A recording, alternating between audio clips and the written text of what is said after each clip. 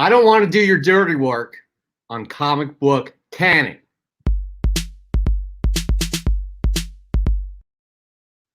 If you don't know, you soon will. I don't want to do your dirty work was one of the tracks in the Suicide Squad trailer that just was released today. Anyways, as you notice from my background, my set design here, it's not my normal setting. I am in Boston right now. I have a work trip going on, big work project that has been taking a lot of my time, but I made the time to get the show going. I drove all the way up to Boston from New York, and here we are today with my co-host and good friend, Christopher. How's it going, buddy? Whoa. Normally we have a background there. How you doing, man? I'm back in the room. But only because my bedroom is in full, like, you know, in E.T. where they like had to plastic the whole house and everything. Like, that's what my bedroom looks like right now. I'm not even kidding. So I'm just hoping that the internet, you know, holds out, or I'm going to be screwed. But happy to be here regardless. Yeah, we're both happy because this was a mad rush. I mean, Chris had to deal with black mold in his bathrooms that they're getting renovated now. I've had this huge work project I've been working on, but again, we are committed to you, the audience. It's very important to us to get this Comic Book Canon live show going. Speaking of Comic Book Canon, as you guys all know, we have a 500 sub contest giveaway. That is right. And guys, guess what? We have a very special guest I would like to introduce. It is my coworker and good friend, Steph Elrod. I'm bringing her in right now, and you're going to wonder why I'm bringing her in. I'll tell you why. I will tell you why. Because she will be announcing the winners. She's got no skin in the game. Steph, how are you doing? Oh, I'm doing just fine, hanging out in my room in Boston. In Boston. She is in another room. She's in a better suite. She has a foosball table in her room. That is an actual fact. So what's going to happen here, guys? We're just right off the bat. We are going to announce the winners of the 500 sub contest. So hope you all are ready. I mean, usually we have a few more people. Whoa! Here's another coworker, Adrian Tedesco. What is happening, buddy? Thank you for joining. Maybe he signed up for the 500 sub. All right. Oh, anyway, yeah. So we're gonna have Steph draw the winners of the two prizes here. Chris, you're gonna explain how we've broken this down before Steph does it. All right, guys. So if you all remember, we gave early birds a little extra worm here. So, and there's a good chunk of you. You guys are going to be put in a drawing for the early bird prize. Now, this isn't a second place prize. It's an early bird prize, meaning everyone on that list still gets a chance at the grand prize. So this early bird prize is a $25 gift card to mycomicshop.com, and you're also going to be getting a random grab bag of comic books as well. All right, so whoever wins this prize, if you win the grand prize, because you're still going to be in the running for the grand prize, then you're going to take home that grand prize, and then we're going to give the early bird prize to somebody else just to make it fair. So, all right. Yes. Are we ready to do this? We're about ready. So this is for the second, well, the early bird prize. So Steph is going to share her computer with that list. Steph, are you ready with that list? I am. It is plugged in and ready to go. By the way, Bishner is hoping that you are going to have him win. He may have paid you. Maybe.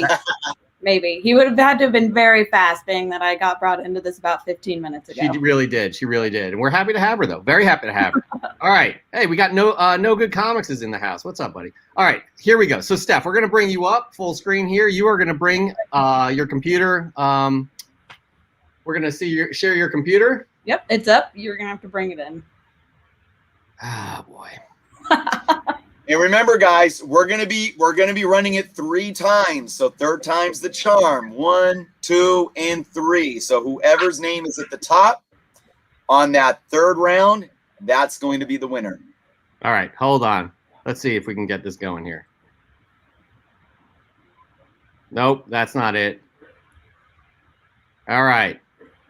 Good times, guys. Good times. This is we've never done this though. We've never shared. Oh, I see it. I got you. Okay, here we go. Are you ready, Steph? Yep, I'm ready. All right, here we go. Let's go full screen on this. There we go. Randomize. All right. There's 1. All right, do it again, Steph. And 2. Here we go. And who is the winner? There we go. Who is it? I can't read. Who is that? Kaya B. Kaya B. Kaya B. You are in the house right now.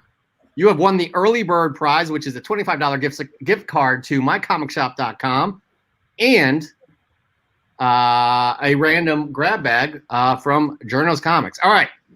And here it is. All right. The grand prize coming up. And this is a big one, guys. This is the $100 gift certificate to mycomicshop.com, courtesy of Joe G. Actually, the $25 is Joe G as well. A Defenders number 10, courtesy of good friend Dan De La Torre. Thank you very much. And a spec grab bag for me, which includes Nova number 1, High Republic number 1. I had this image here, and I just didn't have time to put it in. Invincible Iron Man with Riri on the cover. Scott Williams, it's the Midtown variant. And there's a 4th one in there that's pretty good, too. I promise. I'll try and remember that during the show. But here we go. This is for the big one, guys. This is the big one right here. Here it is, Steph. Here we go. 3 times. Here we go. Who do we got? Nice. 1, 2, and 3. Comic Noob 5150. Comic All Dude right. 5150. You have won the grand prize. All right, Chris, what happens next? Let them know. All right. So, yes. So we have Kaya B, Comic Noob 5150. It doesn't look like they're probably hanging out tonight, but hopefully they're watching this on the rewind. If you guys know, if these are your folks, don't let them know. But if you're watching this on the rewind, you got what should we give them, Jeff? Should we give them until next show, 1 week? Yeah, until next show. All right. So what you can do is this: leave a comment below with your information, and we will get back to you. Whether that's an email, whether it's your Instagram handle, we will contact you back, and then we'll get your information privately from there. If you don't leave a comment here, you can also find me on Instagram. At it went away. Sorry, my bad. Journos _comics, right? And send me a DM there, and we'll get you squared away there. So yeah, so congrats, Kaya B, Comic Noob 5150, and yeah, you got 1 week. 1 week. All right, guys. So Steph performed her one task we wanted her to, but I think she wants to stick around for the rest of the show because there's not much to do in a pandemic on a Friday night while we wait for things that we're doing for this huge project. So. Again, Steph isn't. She's willing. She's receptive, but she is more of a Harry Potter nerd than a comic book geek, and that's all good because we accept all kinds of people into our show and we bring them in. So she's gonna have a good time tonight, right? So here's a good question. We're gonna start off a question for you, Steph. Matt S. What did we go? What everybody's drinking tonight? Red wine. I actually, Steph hooked me up. I'm going to bring it out of the fridge, but first we're going to get right into the news stuff. We do the news each and every week, and it's been a crazy news cycle for the past few months because the floodgates are open and all this crazy content is coming out, and we are super excited with WandaVision that just came out. We're super excited about Falcon and Winter Soldier, Zack Snyder Justice League cut. That was all in March right there. And now, guys, we have a wonderful, wonderful trailer. Wonderful trailer from Sean Gunn, Suicide Squad. First look trailer was dropped today. We're going to go through this, but I'm going to let you guys know something. We may get kicked off because I Don't Want to Do Your Dirty Work by Steely Dan is the theme song throughout the theme throughout the trailer, which is a fantastic trailer. We're going to watch this trailer right now, and if we get kicked off, we'll see you next week. At least we got the most important thing accomplished, and that was announcing the winners. But here we go, guys. Enjoy this trailer. You gotta be kidding me. You're gonna risk the entire mission for a mental defective dressed as a court jester. This coming from a guy that wears a toilet seat on his head. We don't leave one of our own behind. Hopefully Harley's still alive. No funny business, Colonel. These are dangerous people. Team 2 is clear to go. Fire up. 3, 2. What are you guys doing? What? We're here to save you. You were gonna save me? It was a really good plan, too. Well, I can go back inside and you can still do it. That's patronizing. I'm so sorry. Harley Quinn. Bloodsport.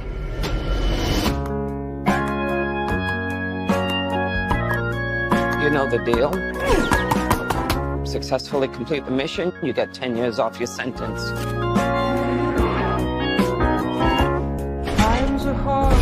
You fail to follow my orders in any way, and I detonate the explosive device in the base of your skull. So this is the famous Suicide Squad.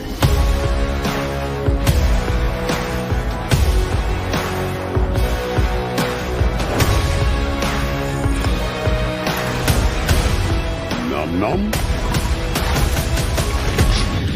Any questions? And Yes, that is your hand. Very good. we're all gonna die. I hope so. Oh, for fuck's sake. Here's the deal.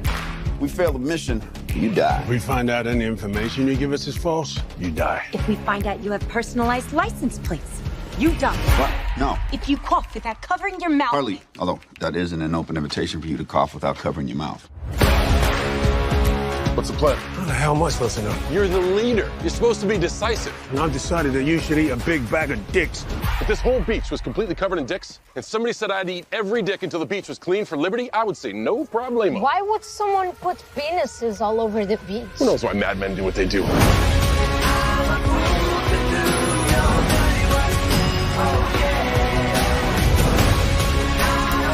This is suicide. Well, that's kind of our thing.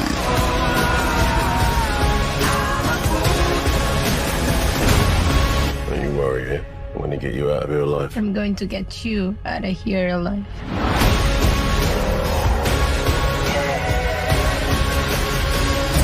Oh my God! We've got a freaking kaiju up in this shit! Uh-huh. We love the rain. It's like angels are splooching all over us.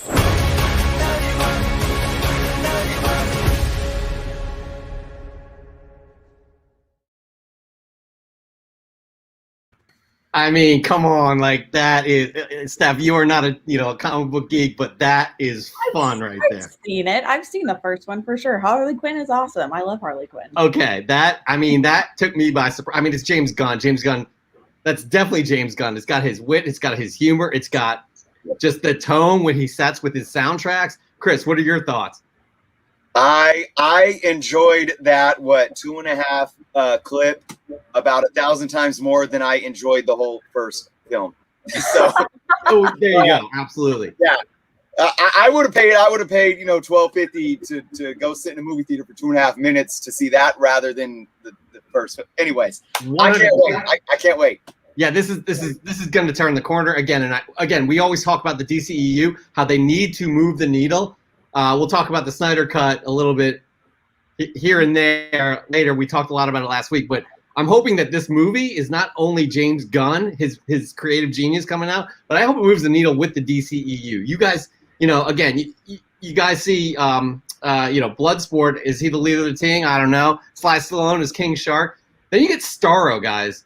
Starro from the first Justice League story, the gigantic star-shaped kaiju is what they called it in there. I'm loving everything about that. And you know what else I'm loving, guys? We did not get kicked off because we played an unlicensed song. So that's a victory for all of us, including you guys, the audience, because we have more comic book canon.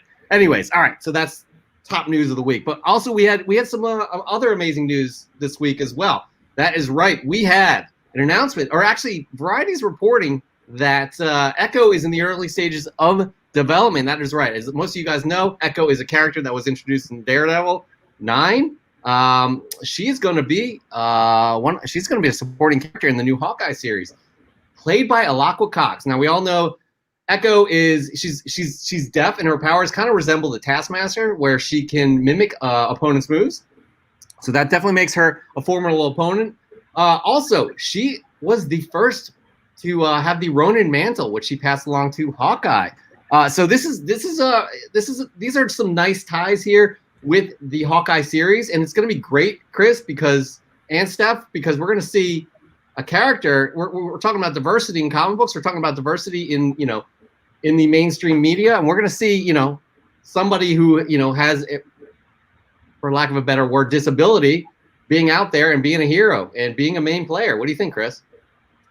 Yeah, again, I mean, this just goes to show, funny story. I worked at Starbucks in my early days right out of high school, and I had a manager that was deaf, and she was an amazing inspiration for me in so many ways. And she read lips. It was crazy, like how she, took herself and did what she did. So to see a character, characters with disabilities be represented as a superhero figure, I mean, it means a lot. We talk about this all the time when it comes to, diversity in general. This is something to where it's like, we as, people that do not have disabilities, we look at superheroes as these individuals to where we look beyond our limitations and can soar beyond that. So to have, folks that even in day-to-day life, it's hard for them to grab onto something like that and find where is my place in all this, to have somebody on screen in this type of role, I think it means an absolute lot to a lot of people out there. That's right. Now, Steph, we know, again, you do watch these movies, and again, Chris and I talk about this. Representation matters in all forms, shapes, sizes, colors, and whatever. But when you hear about a superhero that's deaf, she's gonna have her own series as a featured series. Again, as somebody who kind of casually watches this stuff, that's pretty cool. Oh yeah, totally. I mean, I think it just puts a totally different perspective on the concept of superhero, right? The idea is that these people didn't just luck their way into it. They're just everyday people that had something happen. So that just means that they would have had any kind of other odd chances of becoming a superhero like anybody else would. That is well said. Very well said. And I do want to say, actually, somebody did recommend a series for you to pick up that I do think you'll like as well. Candacious, he or she, I'm not sure who that, suggested you pick up Strange Academy. I'm trying to try and find that comment here. And you guys are crushing it in the comments. Anyways, we'll get to that. But anyways, Strange Academy is about, it's basically like Harry Potter. Oh, yep. However, it's Dr. Strange running this academy for people who are like magicians, right? So it's Marvel based, right? So you have all these new characters that are being represented. This book just came out right before the pandemic. There was a hiatus, and then they figured it out. And since then, it's been a huge hit. And if it ever makes it to Disney Plus, it's going to be incredible. We'll get into more of that as well. But that's a great recommendation. I'm going to actually hold you to, and maybe you should possibly read it. Also, Matt asked, "What am I drinking?" I have Steph to thank for this, guys. She got a 12-pack. Ooh, how is the pineapple? You have to tell me. I haven't tried that. It's good. Guys, I'm not mad at White. I'm not into sweet drinks or anything like that, but these aren't bad. They're not bad. So I got to thank Steph for hooking me up. Anytime. With the White Claw. All right, Steph. We're going to move on to the next news. The news piece here. This is a big one. You ever heard of the actor Keanu Reeves? I think everyone's heard of him, yeah. Did you know he wrote a best-selling comic book that just came out last week? I didn't, but that's why I have friends like you. Exactly. Berserker is coming to Netflix, and Chris is going to tell us more. Go ahead, Chris.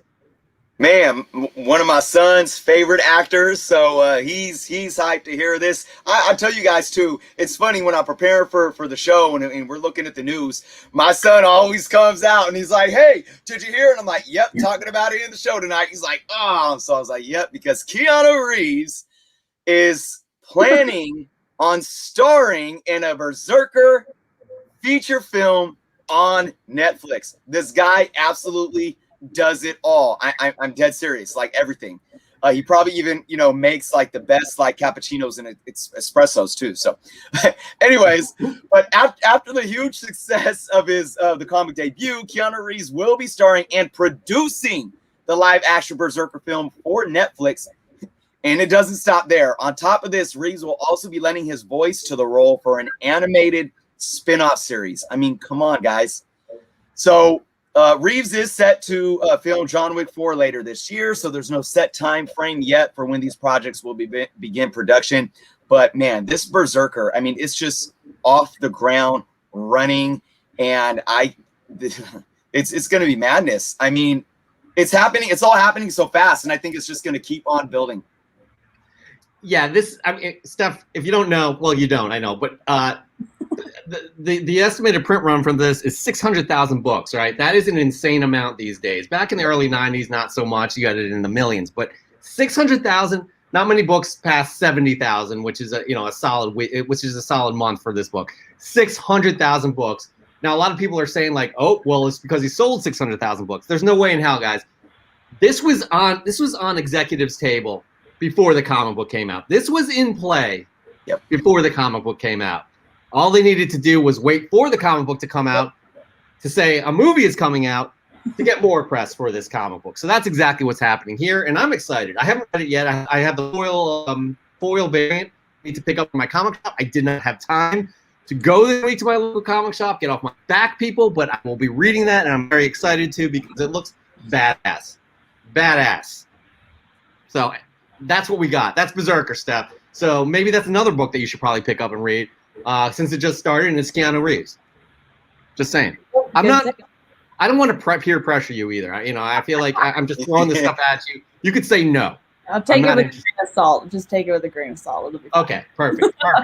All right, but moving on. We have more news stuff. We have more news, more goodness. That's right, guys, because we all know about the Black Adam film starring Dwayne "The Rock" Johnson. We're all very excited from what we saw from DC fandom over the summer.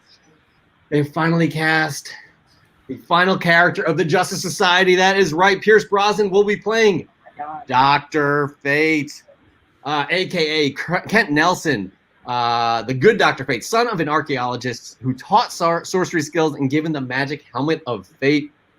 Dwayne "The Rock" Johnson, once the announcement was made, said, "Such a pleasure to announce the final member of our Justice Society, the badass statesman, Mr. Pierce Brosnan, as the iconic and all-knowing Dr. Fate. I'm grateful to have such a talented, diverse, and hungry cast." And honestly, this is looking great. I'm super excited about this casting. I'm super excited about this film. You got Hawkman. You got Red Tornado's daughter. I cannot remember her name off the top of my head. And obviously Dwayne "The Rock" Johnson as Black Adam, who is normally known as a villain, but it's looking like he's going to be kind of a darker hero type. Is that right, Chris? If it's The Rock, I really don't care what they do with him. It's going to be awesome. Yeah, I agree. I mean, he's been so passionate about this, and finally it's in motion. They're going to start filming in April, which is extremely exciting. So we're all super excited for that.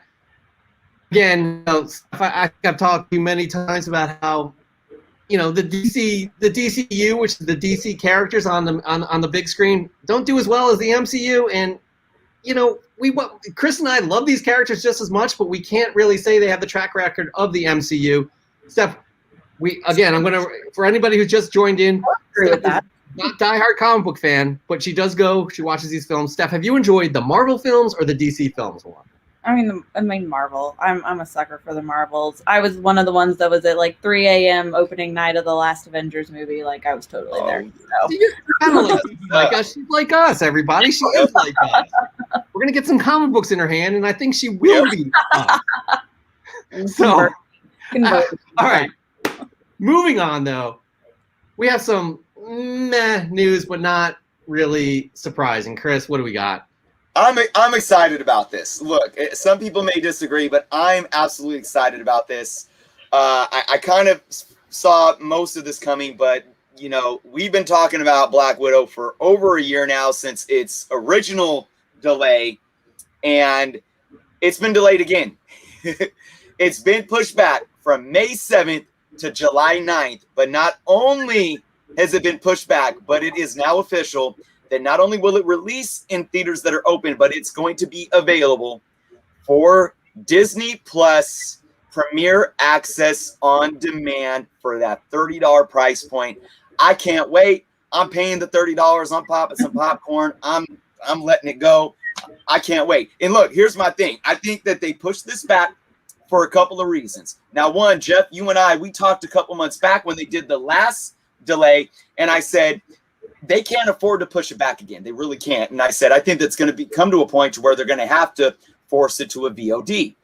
And I think this was the best of both worlds, saying that we can get a few more inches out of it, push it back until July. Hopefully by then, I think they're trying to play the fact that COVID is calming down. We'll probably have a good amount more movie theaters opening, maybe larger capacities per screening, high possibility. So they're going to try to maximize that revenue there by pushing it back a couple months. But then they realize that they have to get that money from the video on demand, and that's what they're doing. And I think this is a perfect move. We've been waiting so long for this film. I am absolutely okay waiting 2 more months to know that I can either A, if there is a theater in my area and I feel comfortable going to the theater and watching it, I can, or I can sit in the comfort of my own home and pay even less than I would taking my kids down in the movie theater. Yeah, I agree. Again, there's these kind of, pillars that can't move out of the way for these other pillars, right? So that's how Marvel works, is these stories are all contingent upon each other. You have to have Black Widow before we can go somewhere else, right? So, Chris and I have been talking for months about this, that like they can't delay it much longer. They're going to have to go to Disney Plus and pay the people are going to pay the $30. I'm going to pay the $30. I have no question about that. Steph, as kind of as a fan who doesn't read the comic books, but somebody, would you pay $30 to see this on Disney Plus? 100%. I mean, I've been a fan of Black Widow ever since I saw her. I mean, I did know her in the movies. I did get to know her there, but that doesn't mean I love her nonetheless. So, yes, 100%. Absolutely. Again, that's another reason we're excited to have you on. We're going to convert you into a comic book fan as well. The audience is going to convert her into a comic book fan as well. So you all, again, keep continuously recommending books for her to just jump into. We got Berserker, we got Strange Academy so far. Any DC recommendations? Tom Tormey, your DC. How about it? Have at it. Anyways, but Chris, it doesn't just affect. This just doesn't affect Black Widow. What else do we got? Right. Well, obviously we had Shang-Chi for that July release, so that is being pushed back to September 3rd. So again, hey, look, a couple months waiting for this to make sure that we get that Black Widow. I'm all for it. Again, like we talked about, Jeff, opening the floodgates. It doesn't matter how you pivot these things. We're going to have something. But this does kind of leave a little bit of a gap, I think, or at least from what we have on the table right now, within that May month. Because once Falcon and Winter Soldier ends, I do believe we are going to have a few weeks where there's nothing there before the Loki show starts. So that's like that's the worst news out of all of this. It's not waiting 2 more months to see Black Widow. It's that, what am I going to do for like 3 weeks without having some MCU on a Friday night? I'm going to you might have to lock me up and put me in a straitjacket. I don't know. We had this perfectly calculated, right? We had the Winter Soldier ending, then we had the Black Widow coming out, and then it was a month later where we were going to have Loki, but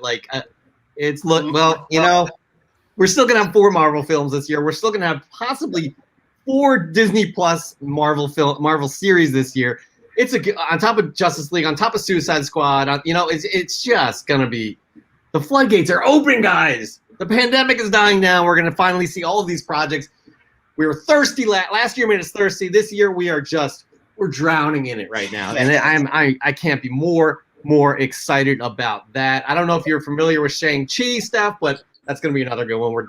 They're delving into the martial arts kind of corner of the Marvel universe, and it is going to be exciting. By the way, B. Schnur will be watching it at home with all the Yingling he can drink. I love me some Yingling, but I don't know if you saw B. Schnur. I'm drinking the White Claw tonight. If I would have had time, I'm in Boston right now. If I would have had time, I would have ran out across the street to the supermarket, see if they had Yingling here. I doubt they would have, but I was going to do that. Actually, pretty sure they have Yingling here. They did. I should have told you to get me some. Tomorrow. All right, fine. Anyways, all right. So again, Chris and I have had a maddening kind of a week. So we put this show together very quickly. Normally we are fully prepared with all of our visual assets and things like that. So we're going to talk about a few things that we don't have any visual representation for. And one of those guys is Restore the Snyderverse has been trending. As of last night, over 1.5 million tweets on this subject. Now, Steph, I'm sure you know. Do you have HBO Max? Yes.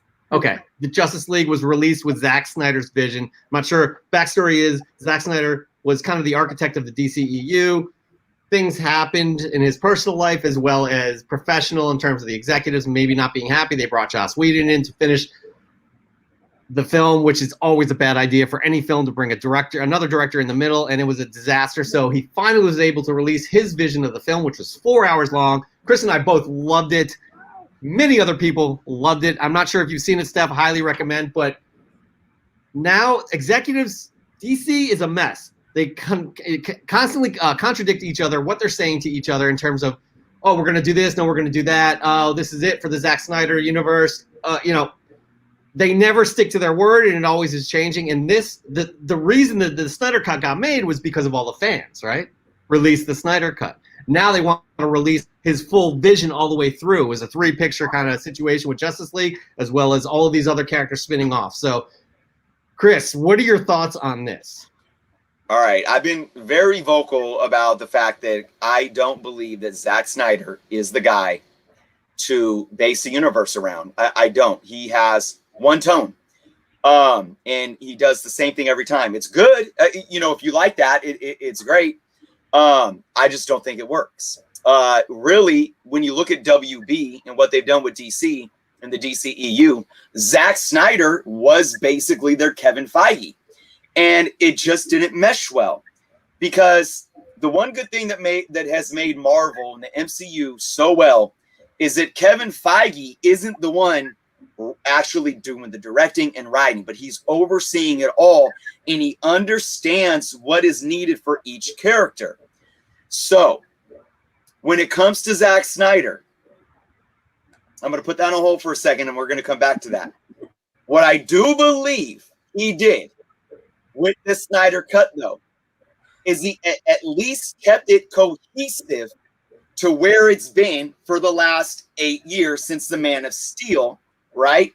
Because regardless if I think that he's the guy for the job or not, him being in there is better, is at least a foundation, and it's better than what DC has been doing regardless.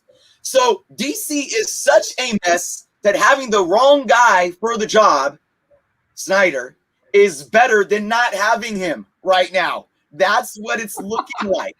So if that can even make sense. And I just want to, Jeff, and hear me out here, and viewers too, because everyone's watching the Snyder Cut and they're like, man, that's why Zack Snyder is DC's Kevin Feige and they need to stick with Zack Snyder. I'm like, let's come to some middle ground here.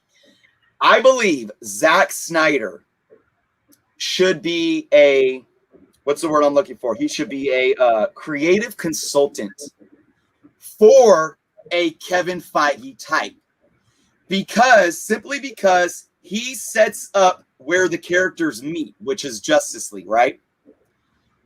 Wonder Woman, the first Wonder Woman film, directed by Patty Jenkins, written by Patty. She had a team of writers, and Zack Snyder helped produce and write. That movie, in my opinion, was as good as it was because it was Patty Jenkins' Wonder Woman. But Zack Snyder kept it grounded to what he created, and he brought that feel to it, right? So my thing is this. This is where I think DC should go in the future when it comes to everything that Zack Snyder left on the table.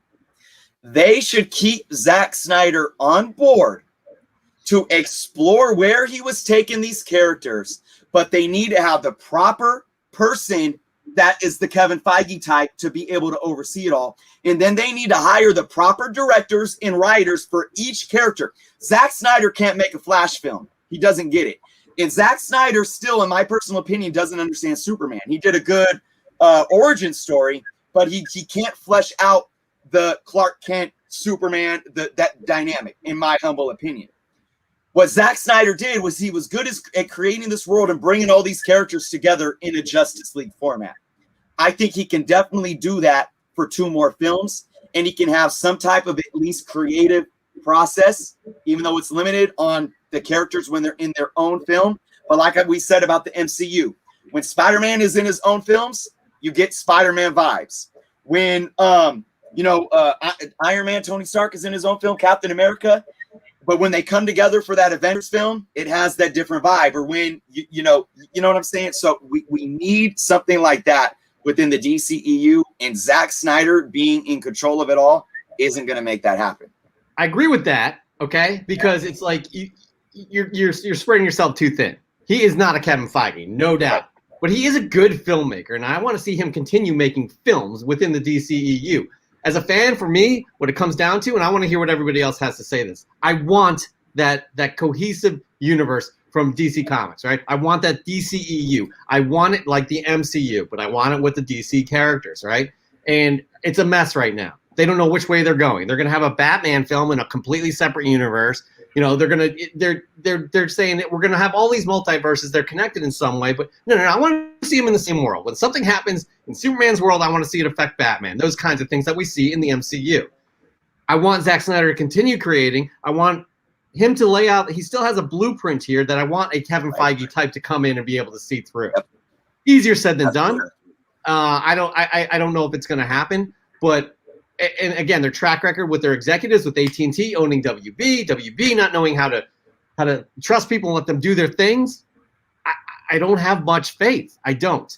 Tom Tormey brings up a great point. I wonder how much money it would take to get Christopher Nolan on board with the DCEU in full. I know he was involved with Batman vs. Superman, but it would be great to have him involved more. I agree.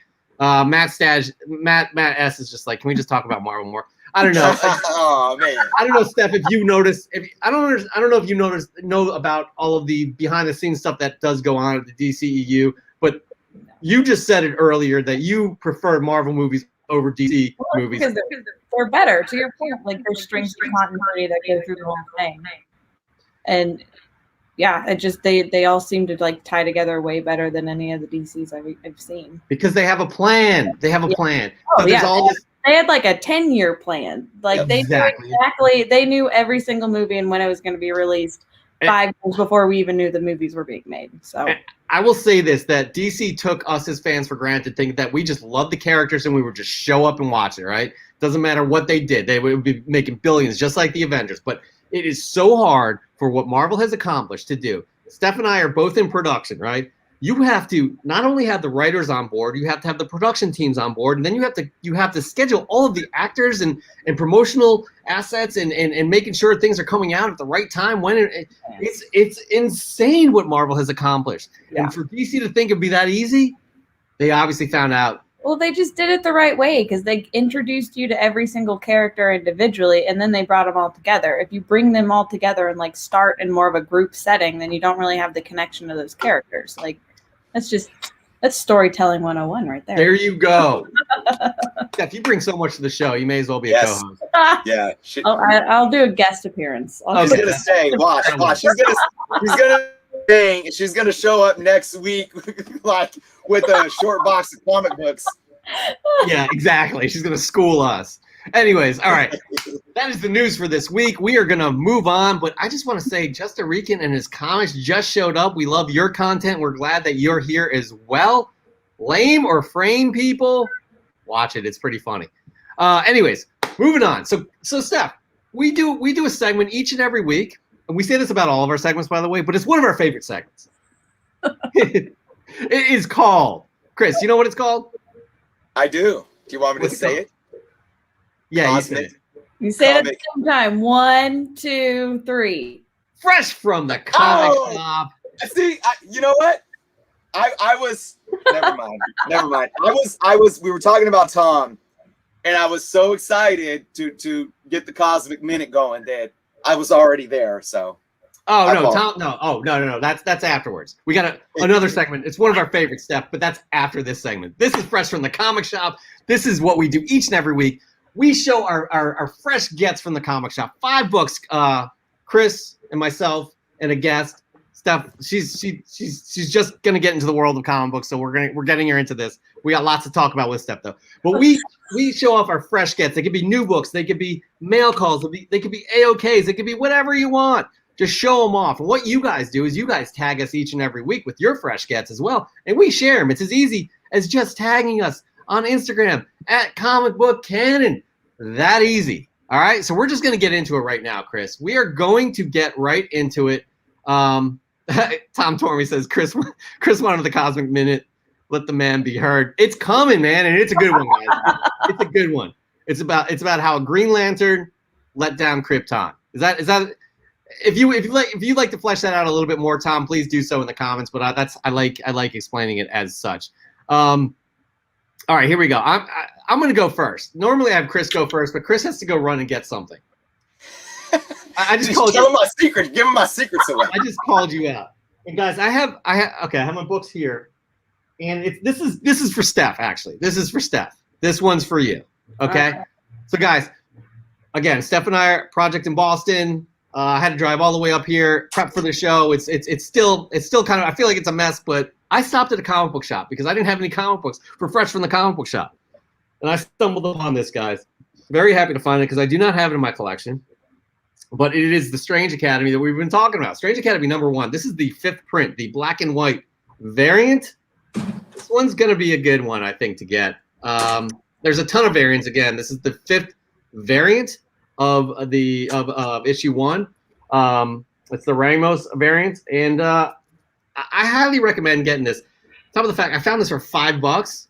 They're usually going for 10 to 15, so I was very happy to find that today at a comic shop. So this is literally fresh from the comic shop. Steph, this is the Strange Academy series we've been talking about. I'm going to get you into this, considering you do like Harry Potter. I hope you like the Doctor Strange film. Scarlet Witch is involved. It's really, really, really, it's an excellent series. It's a fun series. Moonlit Comics loves the black and white cover. P. Keel, I picked up a crap ton of Warlock books from an estate sale. Just letting you know, Chris. That's an inside joke. We'll explain later, Steph. But anyways, that is my first pickup of the week. We're going to get into your pickups of the week because we have Moonlit Comics. She's got 2. I believe Moonlit Comics is Shell X. Yes. Shell X, a.k.a. Michelle. So she's got some nice books here. X-Men Annual. Oh, that's not it. X-Men Annual #6. She says this might be one of the absolute coolest dollar scores on the planet. X-Men King Size Annual 6. Cover art by no other. Oh, your man, Bill Sienkiewicz, and writer Chris Claremont. This is an excellent looking cover, by the way. Blood Feud, the X-Men, and a dead vampire, Rachel Van Helsing, Battle Dracula. That is sweet 80s goodness right there, but doesn't stop there. She has another one. Ghost Rider #11. Was so excited to find such a beautiful copy of this issue while hunting over the weekend. The Desolation Run 1975 Amazing Gil Kane cover. Really cool story where the Hulk is summoned to find and destroy the Ghost Rider during a motorcycle race across the desert. I have to say, guys, I've never read a story, Hulk versus Ghost Rider. I am intrigued. I may check that out on my Marvel Unlimited. Good pickups. Great pickups. Moonlit Comics. Really good pickups this week. Thank you for sending those in. I'm going to do one more before you, Chris. We got AZ Mailman, who I believe is Arizona Planet Comics. He's got a nice little Max lock going on here. Guys, I don't know why this character is not more popular than it is. It had an MTV animated series, for God's sakes, in the 90s. Yeah. They need to do more with this property. I don't know. Steph, are you familiar with the Max? I'm not, no. Okay. This excellent. Sam Keith, just crazy out there artist. And this is a character that he created. Really, really enjoy that character. Some nice pickups there. We're loving that. Chris, it's your turn, bud. All right. Okay, I got one for Steph. But it's on my phone. All right, so I'm kind of breaking the rules. But I had to do it. So I'm an artist. Actually, Jeff, I think was that last week where I show out my Wolverine Sabretooth? Excellent, right. Excellent. You're an excellent artist, I'd have to say. You did not pay me to say that either. Thank you. So good friend of the channel, Matt, the boy who had 7, is a huge Harry Potter fan as well. Huge Harry Potter fan. But he's also a huge Justice League Dark fan. So he wanted to take characters from Justice League Dark and mash them up with Harry Potter on some custom comic book covers. So he reached out to me and said, hey, Chris, I want you to do a custom comic book cover with Harry Potter and a character from Justice League Dark. So I said, who would mesh well with Harry Potter? And I went with Swamp Thing. We're all familiar with Swamp Thing. So here we go. I'm going to bring it up to the screen. We have it's just pencil, black and white pencil, Harry Potter, and Swamp Thing. Oh my gosh. Oh my God. That is incredible. That's really good. He's got his wand there. and they're running after the name that we don't say. That is beautiful. Thank you. Yeah. So goodness. Wow, that's awesome. When are you sending that to him? I already did. That's why it's on my phone. Oh, got you. Okay. I do not have it anymore. That is wait, but is that your fresh from the shop? Comic shop? Is that one thing you're going to share? Sure, why not? I mean, Steph, it's to you. Wait, both of our books were like, this is for Steph. I appreciate that. I can use all the guidance as a comic book very noob. I feel like I can use all the guidance I can get here. We're gonna get you into those books. We are gonna get you into those books. By the way, Matt S picked up Children of the Atom, the 1 in 25 variant. He hasn't read it yet. Did he just throw away cash? Matt, that's a hard question to answer. The Children of the Atom is like, it's like 50-50. I haven't read it myself. People are pissed because they're like direct knockoffs of the X-Men. But also people are like, no, there's more to the story. So at this point in time, I can't tell you either way. Chris, I don't know if you have any kind of guidance or anything like that. I've been very hesitant. I'm a big X-Men fan personally. I haven't been reading a lot of X-Men stuff lately though, and where this was going, I kind of felt that same way. Like I don't know. So I didn't pick it up myself. So hopefully you'll enjoy the read. If you don't enjoy the read, hopefully you just can enjoy owning the variant, right? But hey, you can always try to sell the book after the fact. Well, here, Azor's Tiger, good friend Azor's Tiger, one of the spine Sith Lordly. He says sell. Azores, please tell us why, in your opinion, he needs to sell this book right now.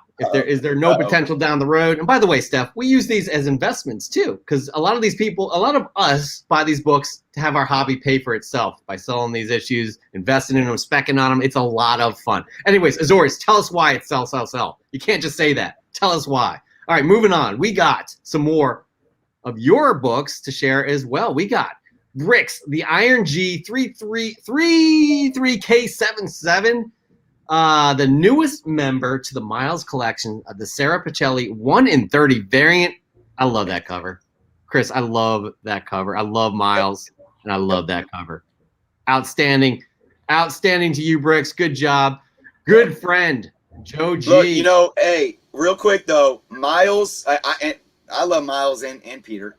Miles will never take Peter's spot, but I'm telling you, man, Miles' suit, I'm sorry, Miles' suit is just, I got to go with Miles' suit over Peter's. I don't know about you, Jeff. I agree. Yeah, honestly, they're just two different characters. I can't say either way.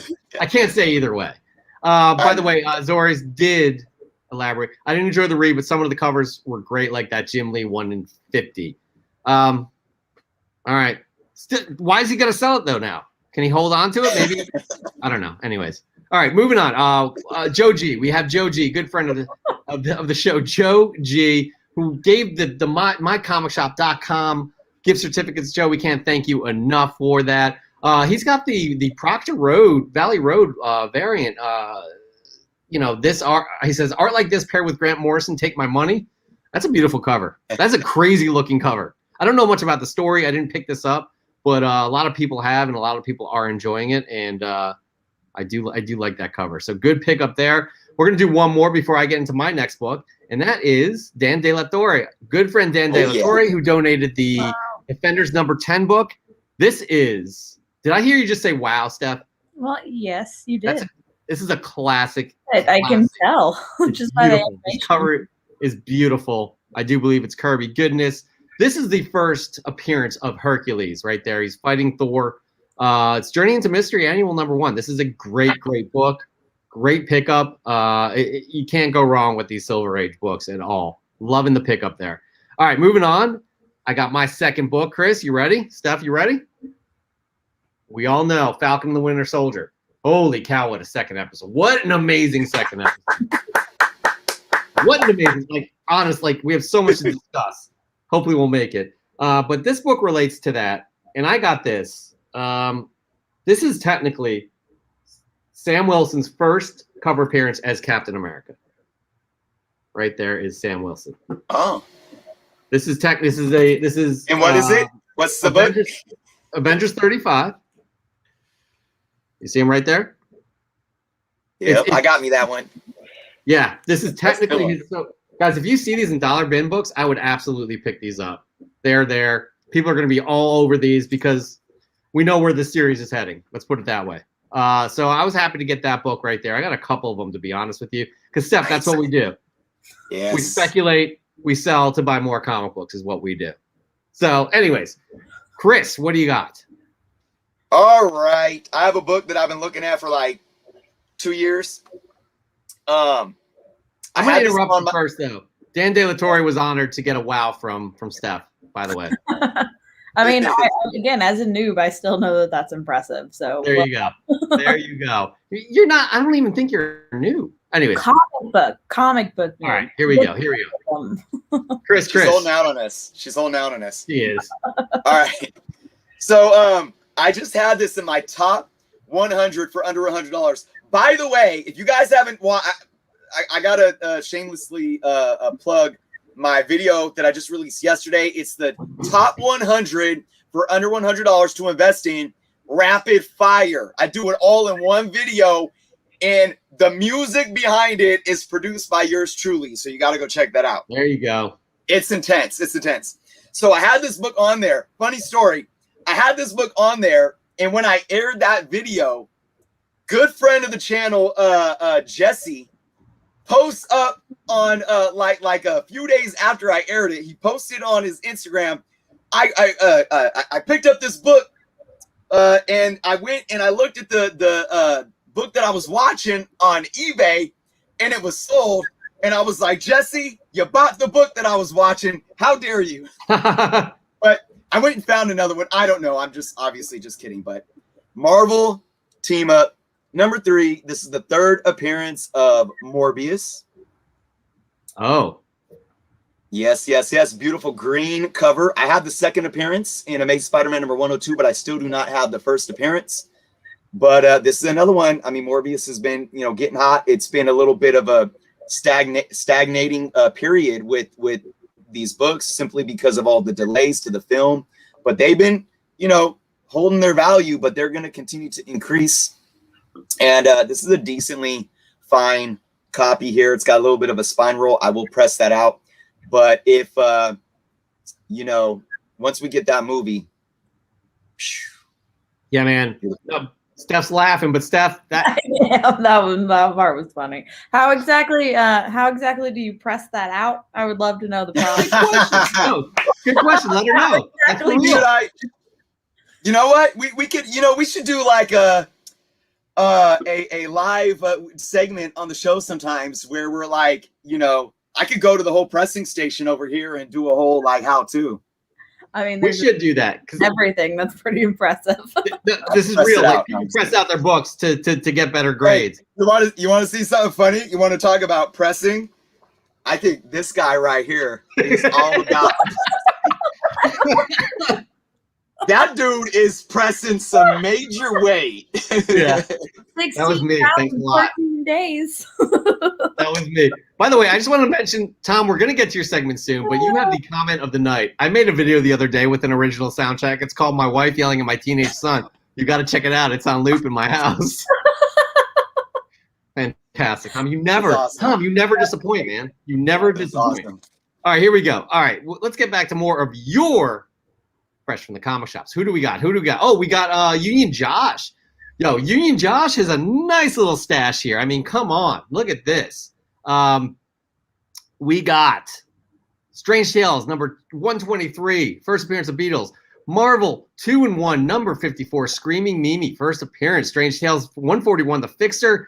Incredible Hulk, number 228, Moonstone. Avengers, number 21, is the first appearance of Atlas.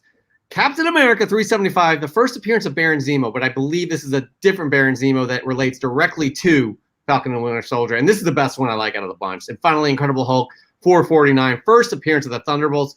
Could we possibly see the Thunderbolts coming out of Falcon and Winter Soldier? Who knows? Maybe. Let's hope. All right, guys, it's going to be my turn right now. I'm going to spin around. Speaking of Falcon and the Winter Soldier here, guys. All right, this is Captain America number 25. This is the first appearance of Sam Wilson as Falcon. However, this is the 1-in-10 variant, the Hasbro variant. I got these for cheap. at Midtown Comics. They had like a 75% off sale or something like that. This, I mean, it's not the original cover, which most people are going for, but this is rare. And it could fall under the same thing. So we'll see. You got the little Hasbro logo right there. You got the Red Skull, the Cosmic Cube with, I do believe, that's a Captain America action figure too. So it's a pretty cool cover for a pretty significant issue. We shall see, right? Moving on. Let's check out some more people. What do we got? We got Ray Skywalker. Ray Skywalker picked up the Black Widow Marvel Knights trade paperback, Hack Slash, and the High Republic #3. Guys, if you're not picking up or reading the High Republic #3, you should be. Steph, this is way before the Skywalker series. This is when the Jedi when everything was peaceful and happy in the galaxy. It's a really good read. This is another one you could easily pick up and just start reading and understand immediately.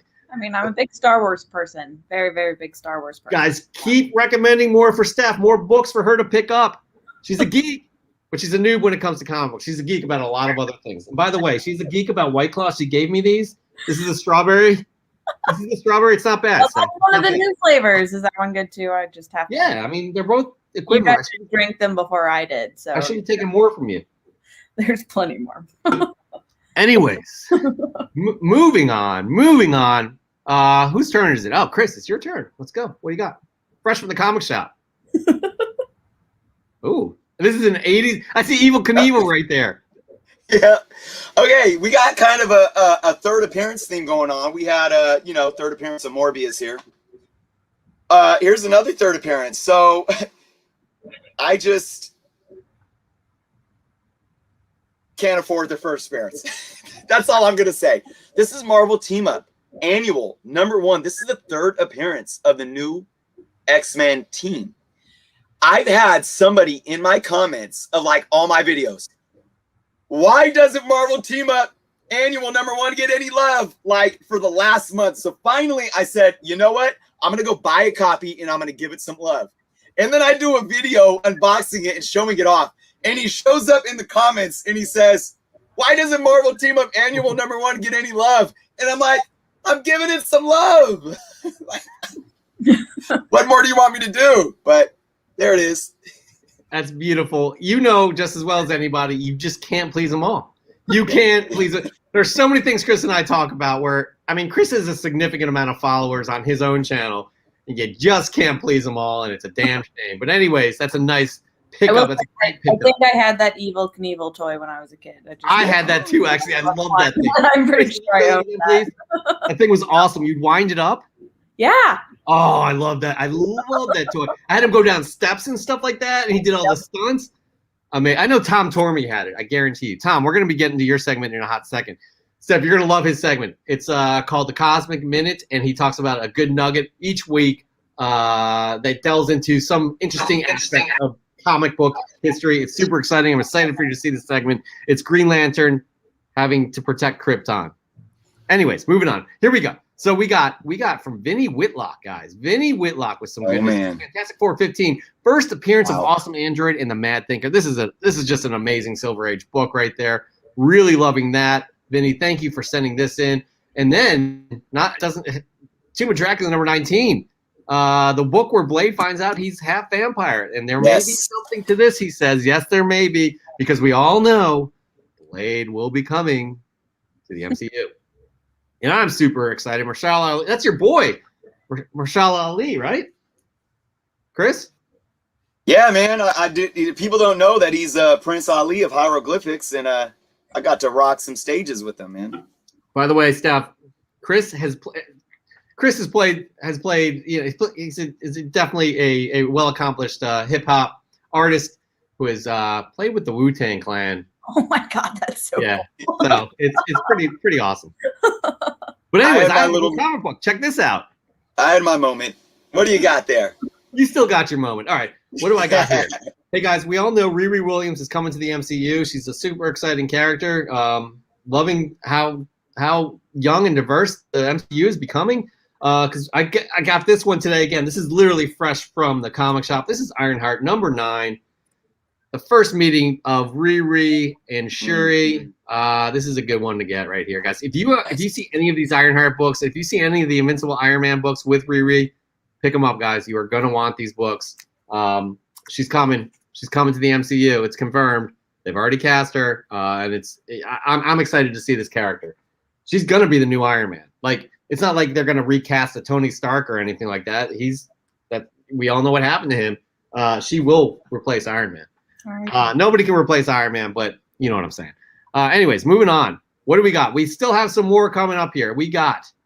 I love Comic Noob here. Comic Noob sending this in, guys. Oh my goodness. Yeah, I know. Oh, Look at the Silver Age amazing books here, the amazing Spider-Man books, and this is what he says in the post. I think I might get divorced today when I get home. Look at how many books he has. I mean, it's hard to see what issues he has, but these are all pre-100, Chris. Yeah. I see some early ones because you see some Ditko in the top left corner on some of those in the middle. So they're not in order, but yep. Wow. So, man, that's my Grail run. Looking fantastic. Chris, what do you got? All right. I have not one, not two, not three, but 4 of the same book. I just got them in today from stateofcomics.com. Big shout out, Ryan, State of Comics. And I might be giving one of these away in one of my next contests. Carnage, Black, White, and Blood. Beautiful. 4 copies. I'm wondering if I should send. I still haven't sent my books off to get pressed. I still haven't sent my books off to CGC. I've been delayed, so I'm wondering if I might want to try to send one of these out. But something to think about. Yeah, that's a great cover. That's a great cover. Yeah, it is. Steph, I'm not sure if you're familiar with this this character Carnage. He is an offshoot of Venom. He will be in the new Venom film. There will be Carnage. That's literally the title of the film. And there's a guy by the name of, was it Patrick Gleason that did that cover? Yes, sir. He's doing some pretty cool things with these Spider-Man characters. By the way, Papa Ken, the comic book dad, he says, I made the show. I don't know if you made it like, I made it on time, or if you made it and sent something in, but we're glad you're here. That's all we care about. We are glad you're here. Both are true. Him being here makes the show as well. Absolutely. And B. Schnur always makes the show. He's drinking Yingling right now. I know he is. But he just picked up his Carnage there. Red, white. Is it what? It's Carnage red. What's the Red, white, and blood? Yes. Red, white, and blood. Yeah. Oh, I mean, sorry. Black, white, and blood. Black, white, and blood. And yes, he made it on time. We are happy you're here, Papa Ken. Very happy you're here. You know who else we're happy with? We are happy with Coveted Comics, because I love this cover. Steph, this is a beautiful cover right here. And Steph, you got to let me know if you're familiar with this character. This is Spider-Gwen #1 by Robbie Rodriguez. That cover is just stunning. I love the colors. I love her pose. I love who she is. Steph, are you familiar with this character? I'm not, but I agree with that. The artwork is gorgeous. Gorgeous is the perfect adjective for this cover. You need to see Into the Spider-Verse, the animated film. Mm-hmm. You will be introduced to this character. It will blow your mind. That film, I have honestly never seen a film look like that. It literally is like watching a comic book, and I love every minute of it. And I guarantee you 99% of everybody watching right now and who will watch video on demand will say the same thing. Check out that movie. That's another thing that's on your list, Steph. You had no idea coming into the show you were going to have assignments. I'm going to need a new beginner list on where on Earth the even. Let's work on it, everybody. Let's work on it. Maybe we'll get Steph back in a few weeks later. At this point. P. Keel, she's new to comic books. She's my coworker, guys. We had her on the show because we announced the 500 sub winners, and she was the one that was announcing it. And she's a geek too, but she's just nerdy about other things, which is cool. But she wanted to stick around and talk about comic books, and here she is. She's open to your ideas of what you guys should think about reading. We've already said Strange Academy. We already said High Republic. She does love Star Wars. Berserker is another one she can get into because it just came out last week. And yeah, so please continue recommending stuff to her. Absolutely. By the way, your gamer tag is Red Shadow Muse. You guys can check that out on Xbox, I do believe. And League of Legends. Yeah. League of Legends. We have yet to. By the way, we have yet to play a game on Xbox. I still haven't done Dude, that. I added you like 3 months ago. That's like all I do since the pandemic. Can I just blame it on the pandemic? No. What else do you have to do other than play video games? You're right. Get You're right. out. All right, moving on. This is my last book of the week. This is actually, before we get to my book, I want to get to Azori's.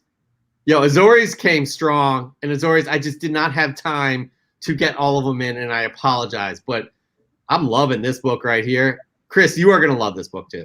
Cap and Falcon number 209. Look at that.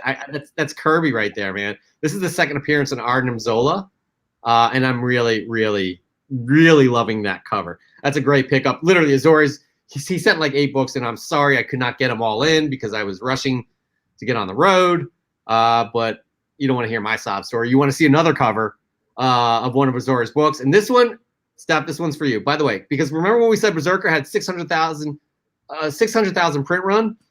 They have multiple different covers, which are called variants. They have a cover A, probably a cover B, and yada, yada, yada, but they have a ton of all of these variants. And I'm not sure which variant this is, but it looks amazing as well. Like all of these variants look outstanding. I'm excited to read this book. I'll pick it up next week when I hit my comic book shop. Again, get off my back, guys. I've been very busy.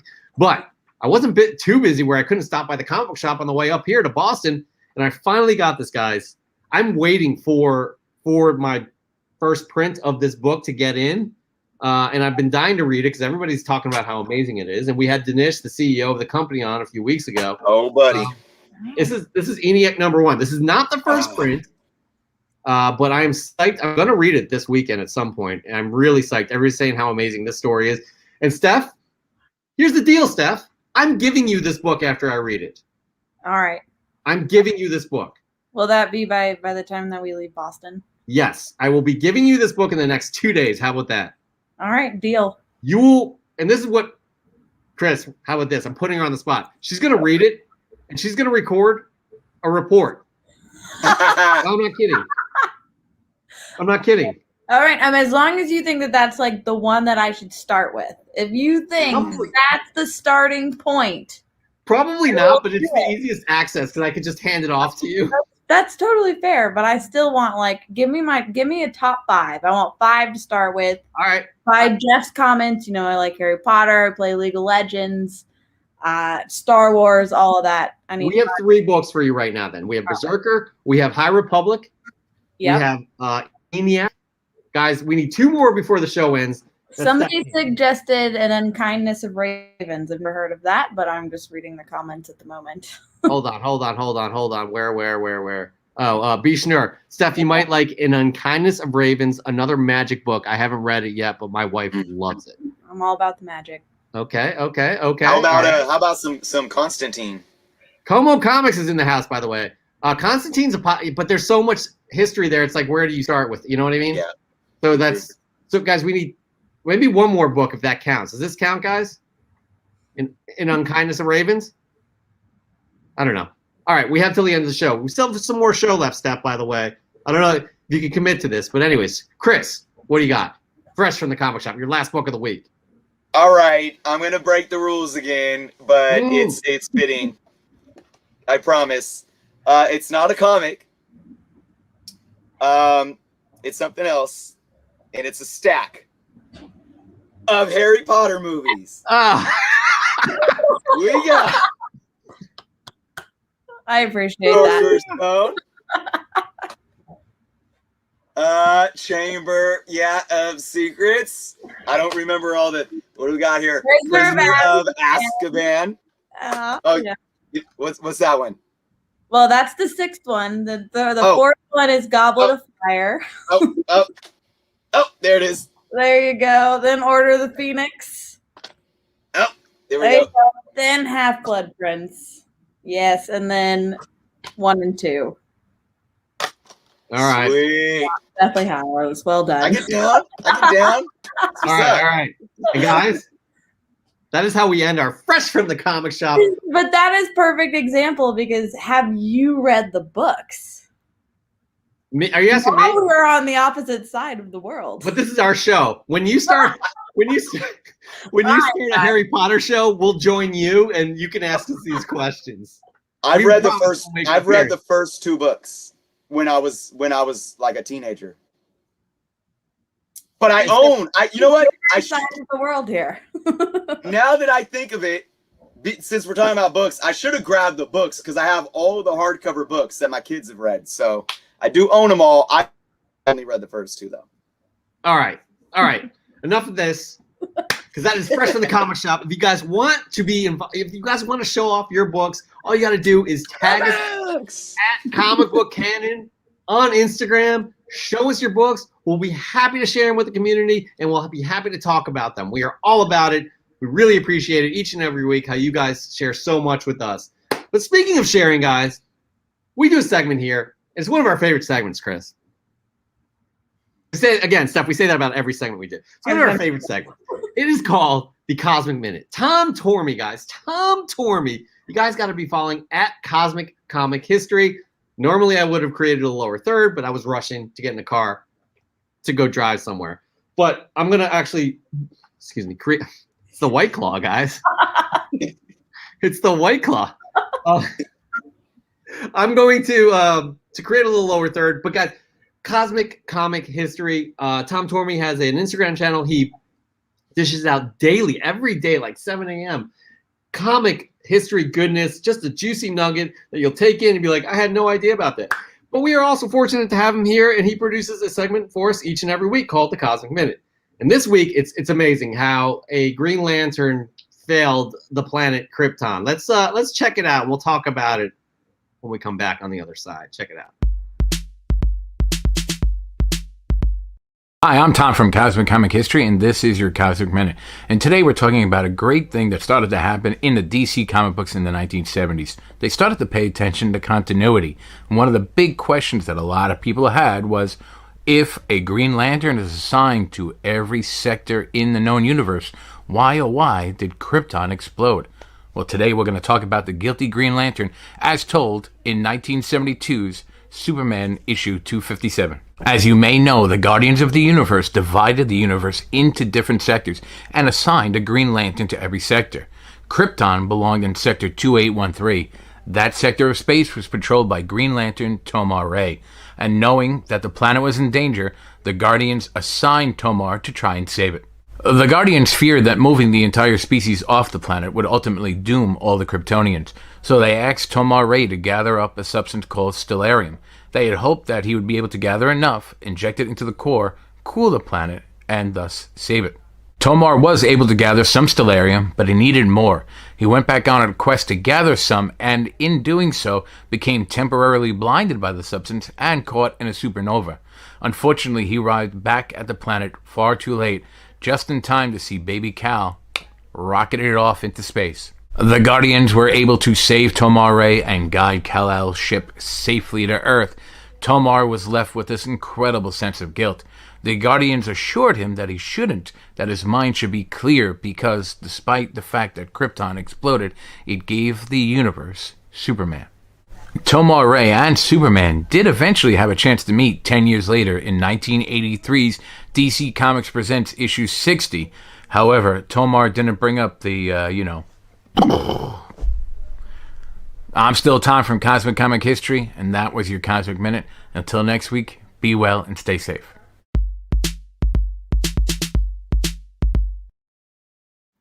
I love Tom. I love Tom. Like, by the way, can you tell I was trying really hard not to get the comic number wrong? 255.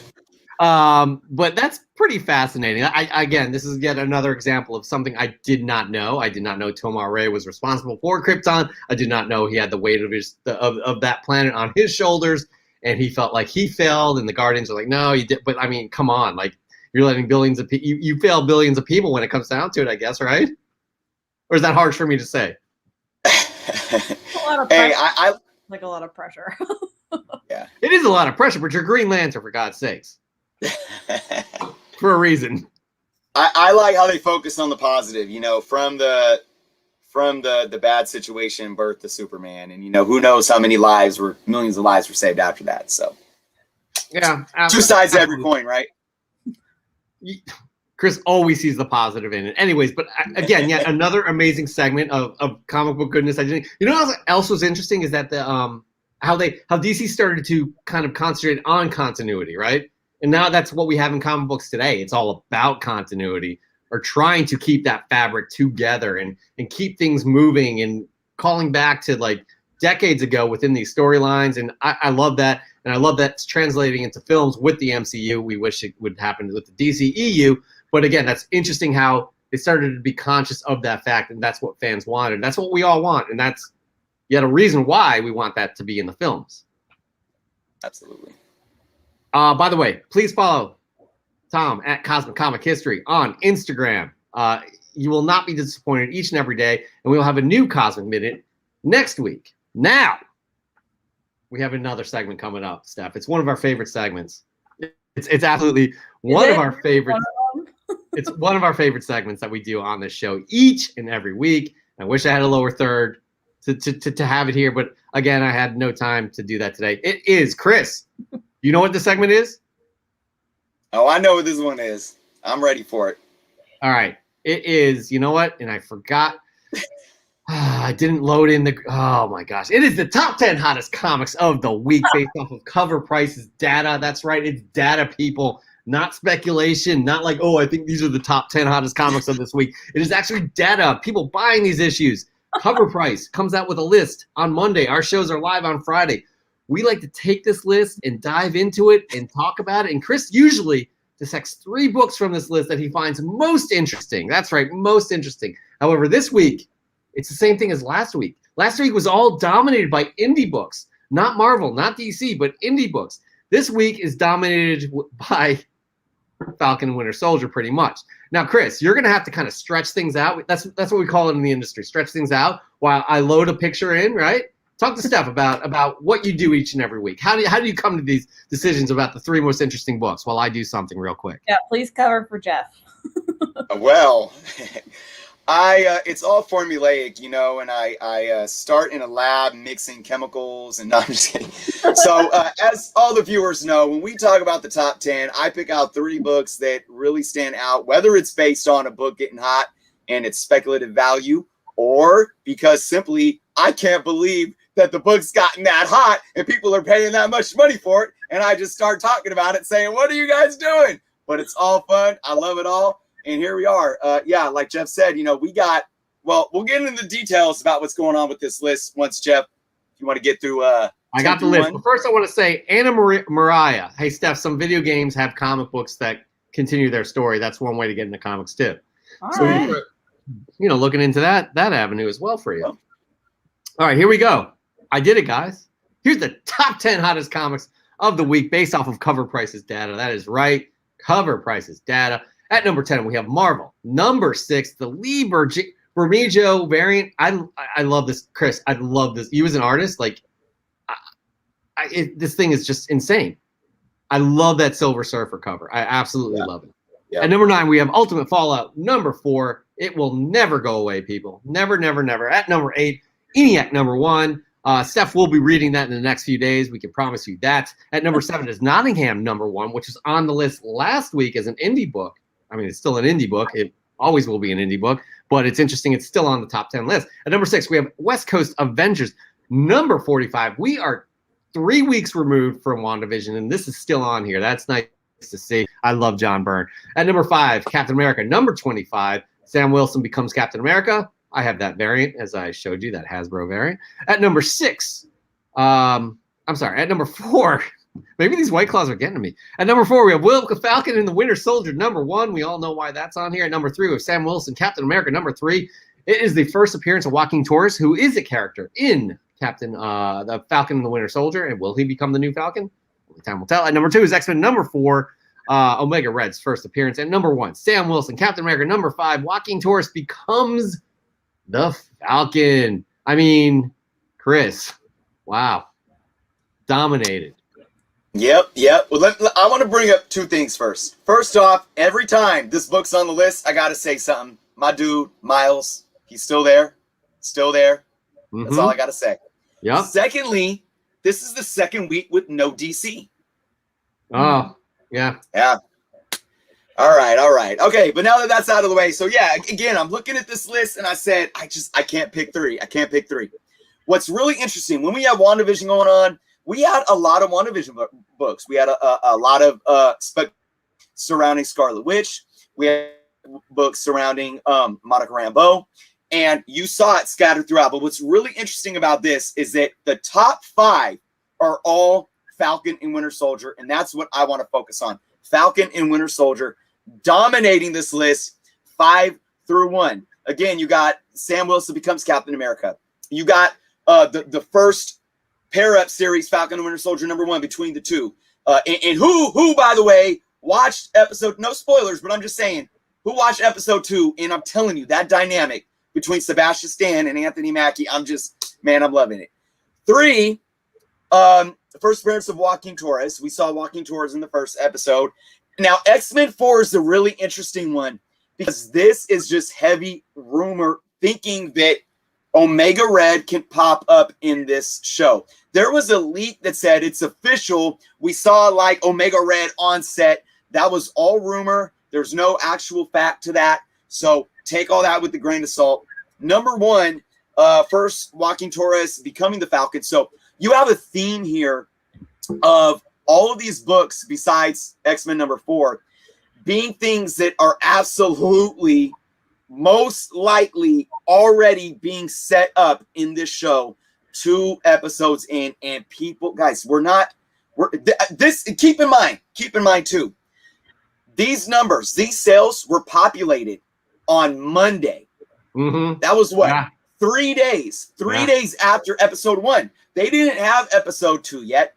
None of that. It was 1 episode, and 3 days later, boom, here you go. That speaks volumes to me. Crazy. You're right. It speaks volumes. So again, Marvel is just doing what they do, killing it, and people are jumping at any possible thing. And I just have to reference West Coast Avengers 45 still being on this list. It's like people are now jumping on the next hot thing, but they're not forgetting about what had happened before because these things are just hitting home so hard that we're carrying it all with us. And I think that's going to happen. Watch as we go through this year and have more and more Disney Plus episodes. It's not that we're picking up a few books, throwing them off, then to get the next ones. We're picking up a few, and then the next show comes out, and we're getting those, and we're holding on to the old ones. Then we're getting the next ones, and we're going to be stacking up. And I think people and collectors and speculators are really going to consistently keep looking at all these books for all these shows throughout this year. Yeah, absolutely. This is an exciting time. It's so much fun to see how these books just get hot out of nowhere because people are like, "Oh my god!" Like the Darkhold, for example, from WandaVision that was so much fun to watch that happen, right? It's again, Steph. This is what we're talking about. How they pull from the comics. Kevin Feige is a master, and the people he surrounds himself with are masters. It is fan service. Let's not get this wrong, but it's fan service done right, where it's like people who don't know the history are going to be like, "This is cool." Right? Mm-hmm. I think that happened. A lot of that happened in the second episode of Falcon and the Winter Soldier, which we'll get into in the Q&A. Yeah. But there was so much fan service to that. It's amazing. Yours Tiger, you're right. White Vision is still out there. I mean, it's going for what, like $150? It's insane. This is an early '90s book going for $150. Absolutely insane. Yep.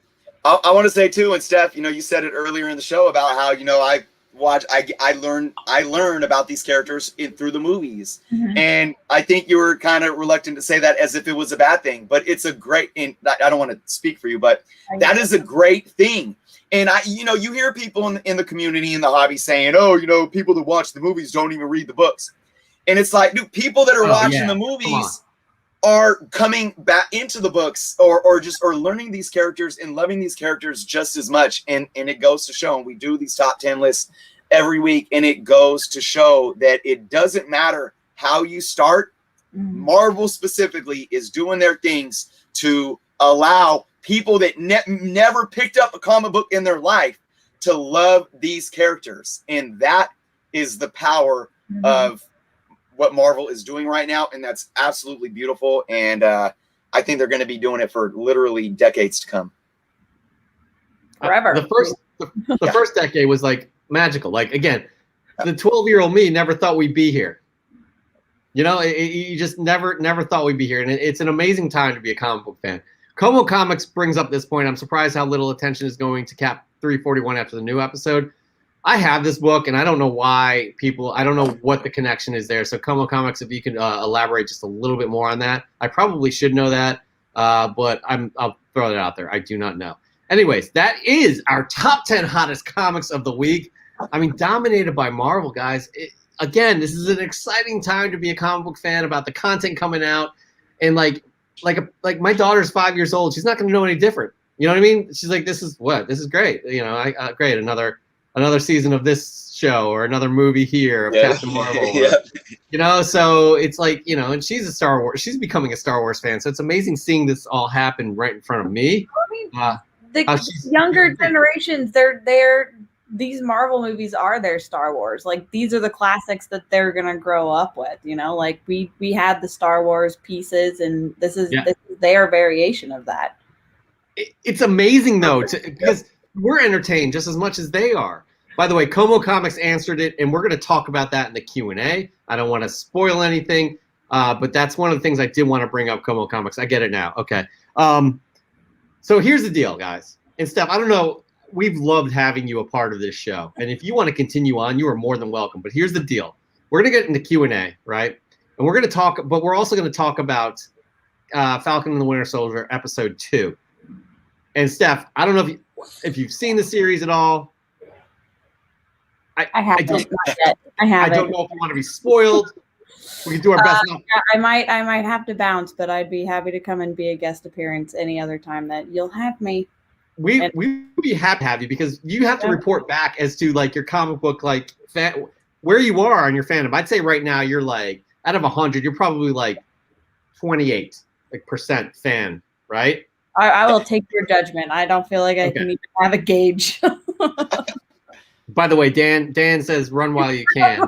I see that. Anyways, yeah, Steph, how about this? We really enjoyed having you on. Thank you so much. By the way, thank you for announcing the winners, which are Kaya B and Comic Noob 5150. You guys have to get in touch with us. But I'm sorry, guys, but that's my time. Steph, you're welcome anytime. Oh, that's nice. Okay, there you go. Anyways, thank you so much for joining us, Steph. Thank you so much for announcing the winners. We really appreciate you. We are going to be happy to have you on again. We want you to report back as to what you've read and what you think about these comic books and becoming even more of a geek. All right. I mean, I can't limit my geekdom, but I look forward to getting that comic book from you in the next couple of days. And I will enjoy your night, everyone. Jeff, I will see you tomorrow. Good day. Thanks, get some sleep. Thank you. All right, here we are. Great having her on, Chris. Great having her on. Especially, I mean, she's a geek. She's definitely a geek, but she's never really gotten into comic books, but she's definitely interested. So no, you can tell. I mean, every piece that she dropped, she knows what she's talking about, and she has great insight. So totally. She just needs to read her first comic, and it's going to be on. I'm going to give her this after I read it because I'm getting. I'll tell you what. Hey, Jeff, how about this? Because we both want to encourage her to get into reading, and she's coming back on. How about I send her a Star Wars number 1? She'd love it. Yeah, that's great. Awesome. Yeah, I think that's fantastic. All right, but moving on. How about this? How about we get into talking about, again, if you guys haven't seen Falcon and the Winter Soldier episode 2, bounce. We really appreciate you guys coming each and every week. But there's a lot to talk about, guys. Like, honestly, Chris, this is my first thought. First of all, what'd you think of the episode? Let's start there. What'd you think of the episode? Absolutely loved it. Yeah, I mean, I didn't think it'd be able, like, it was better than last week's episode. Yeah. So last week's episode was fantastic. What I want to say is here, excuse me, guys. White Claw's making me burp. I'm sorry. What I want to say here is that, like, remember WandaVision? Like, we're all like, oh, where's Mephisto? Where's Squadron Supreme? We all thought something like that was going to come to fruition. It didn't, right? There's a lot of speculation that went into Falcon and Winter Soldier as well. In this episode, there's like 5 things that came to be. Mm-hmm. You know what I mean? So you're talking Isaiah Bradley, who was the first, I guess technically the first Captain America, because they tested African American soldiers, like 300 of them, and Isaiah Bradley came through, which is kind of a Tuskegee experiment. Yep. In terms of storytelling. Eli Bradley, Young Avengers, like, I mean, well, granted, he wasn't called Eli, but that is Eli Bradley. You had Battlestar, which was Captain America 341. Como Comics was that's what it was. It's the first Battlestar is Captain America 341. That's a good point, man. I don't know why that's not shooting up either. And then you had a White Wolf reference, you know? On top of that, you had the Power Broker, which is first can be seen in Machine Man 7, Machine Man as a cameo, Machine Man 8's full appearance, and then in Cap 375, he's got the full-on robotic suit. So there was so much that came to fruition in this one episode, Chris. Yeah, absolutely. But, you know, I mean, and outside of that, all of those pieces coming together in this episode just worked so perfectly well. It was like a flowing stream, you know, in coming from a tropical mountaintop or something, and it was just flowing, and it, it was just so majestic to me. Maybe I'm overdoing it right now, but no, you're not, because we got, you know, we got introduced to this kind of, you know, the first episode was very uncomfortable for both of the characters. Yeah, they're in their separate lives. You know, Sam is dealing with, you know, the great power of Cap comes great responsibility. I can't stand up to the responsibility of being Cap. So I'm doing the right thing by handing the shield off. I can't fill your shoes. You got Bucky, you know, trying to live a normal life, righting his wrongs or making amends. What he did as the Winter Soldier, all the people that he assassinated and all this stuff. And you get a little hint of what's going on. And then in this episode already, in episode 2, it all comes together. And not only, and then, you know, at the end, we get the cliffhanger of John Walker filling the shoes of a new Cap. And I thought that this idea of what John to be in his role was going to take a few episodes. Yeah. But I mean, they really took him from us introducing him to kind of us kind of getting a whole vibe for him and feeling it out at the end of the show, being like, I get it. Because I'll tell you what, when he came out at the end of episode 1, I'm like, what's wrong with his face? This dude is whack. Right? I got you. Yeah. And then we get his personality in episode 2, and we get him. Not to say that we like him. We're not supposed to like him having the shield or anything, but we get the feel for kind of, you know, who he is and what he's at and where his position's at. All of it just worked so well. I absolutely love the freaking dynamic when they were sitting in the holding cell with the therapist. Yeah, you know, Bucky and Sam, and they were like, closer. Is this close enough? And they're putting their legs together, and then they're having the staring contest. And like, dude, I was just like cracking up, just like I felt like a little kid watching freaking like a Disney movie, watching that scene. And I was like, this is just freaking amazing. I loved it. It was so well done. Like everything. And again, how they're portraying John Walker so far, he's not the hothead. It doesn't seem like that he was in the comic books at first, but he is an asshole, right? Flat out. He's an asshole. Like nothing. And he's going to become more and more of that, but he's already become the John Walker in the comic books that the government has propped up. This is the new Captain America, get behind him kind of a thing. And he is becoming that, right? And it's going to be interesting to see where they take him. I don't think they're going to follow the storylines of the early John Walker storyline from the comics as close, but I think they're going to, as they always do, they pick and choose just certain things. I think there may be some sort of a twist.